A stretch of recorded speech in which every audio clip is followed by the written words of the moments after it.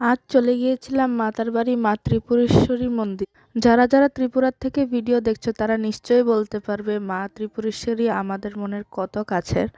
তো যেহেতু আমাদের বাড়ি মাতার বাড়ি কিছুটা কাছেই, তাহলে আমার মা ত্রিপুরেশ্বরী অনেকই প্রিয় এবং আমি মাকে যা বলি আমার বলতে খুবই ভালো লাগে। এটা আমি কিছু চাই না চাই মা আমার মনেরটা বুঝে নেয়। তো এ বছরের প্রথম গিয়েছিলাম মা ত্রিপুরেশ্বরী মন্দিরে।